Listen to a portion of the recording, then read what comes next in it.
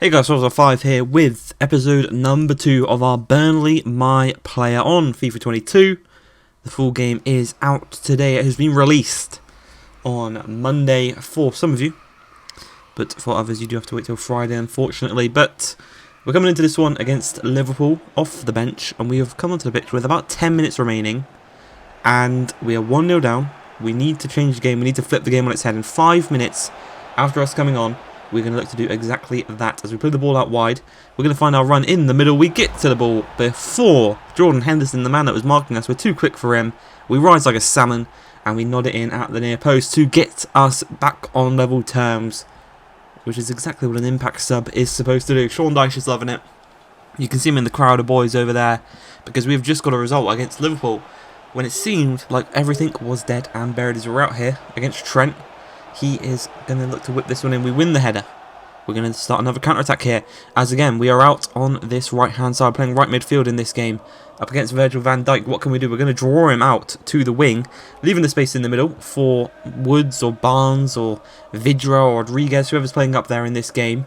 Didn't quite work out the way they had planned there, but we are going to receive the ball. Pass the back line. Fabinho. We draw him out. We play it centrally in the middle, and in the end it finds Ashley Barnes, who tucks the ball into the back of the net, and we have just beat Liverpool 2-1, and I'd say we had a major factor in both goals.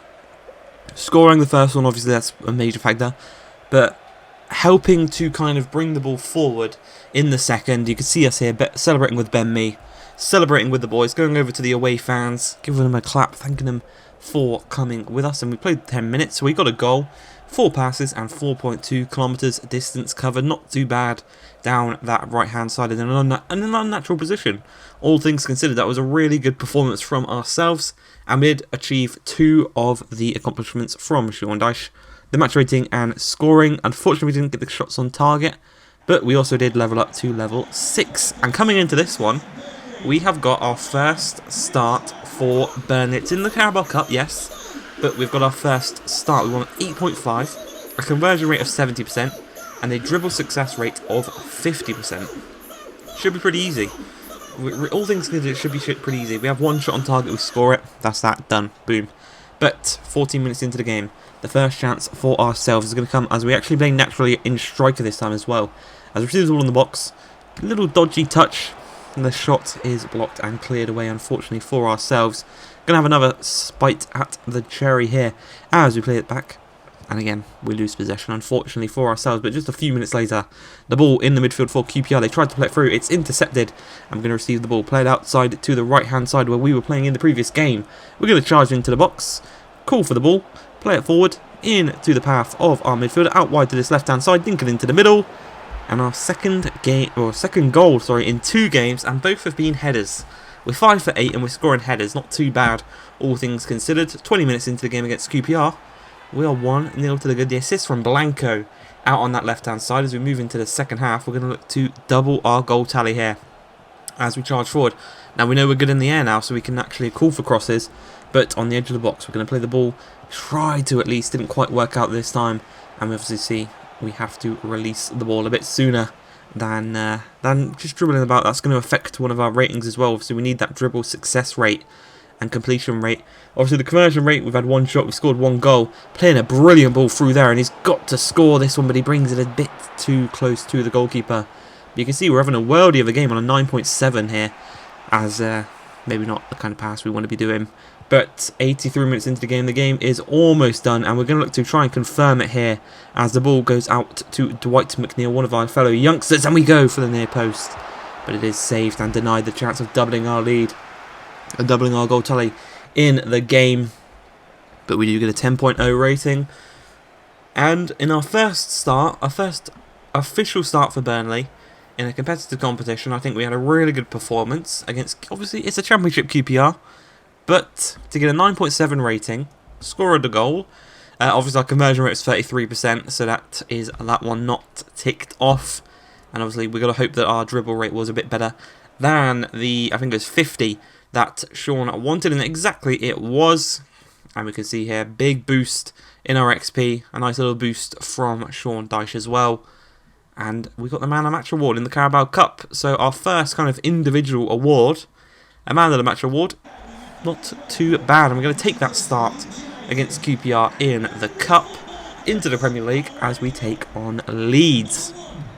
Now, we have to get a 7.5 rating in this one, avoid losing the match, and to take 4 shots on target. We're going to try and do that. We're going to look to try and complete all of those. Obviously, the win and the avoid losing, not really up to me. I guess obviously I'm scoring the goals, but it is kind of down to the defence as well. And well, 5 minutes into the game, Tyler Roberts out on this right hand side strikes it, and I don't know what Nick Pope is doing. He's made some incredible saves this season, but that is most definitely one of the worst things he's done this season. He's just kind of, I don't know what he's tried to do, trying to palm it in the air, but it's just gone straight through him. I'm not too sure, but 16 minutes into the game, we're going to look to have our first chance of the game as we take down the ball. They have a bit of a dodgy defence, do Leeds, and we're going to call for the ball. We beat Strike, we hold him off, we're one-on-one with Meslier, but unfortunately, just that one too many touches.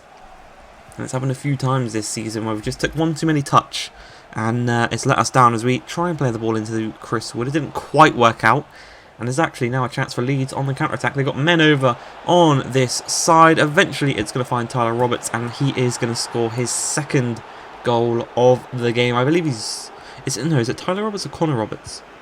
He's Welsh. That's all I know. I know he's Welsh, but I can't remember his first name.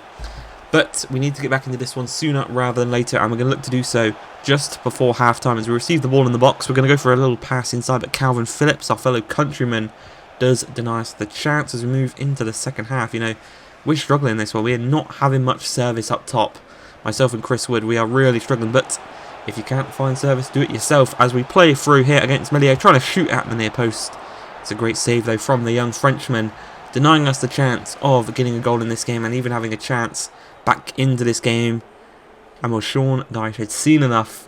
He's taken us off. He's going to go for the reliable partnership of Chris Wood and Ashley Barnes up top. We achieved none of his objectives, and well, you can see that Chris Wood and Barnes didn't score, but we did get the game back to 2-2, and we're going to give him a deadline day off. So we have had the loan request out there, and as deadline day counts down, you are about to be in for the shock of your life to end off today's episode. And that is because, with 4 hours remaining, we have a transfer offer from Real Madrid. 80k per week. They obviously want to replace Benzema up top. And I'm going to leave you with this, and we'll make the decision in the next episode. I hope you guys have enjoyed this one. Please like, subscribe, and peace.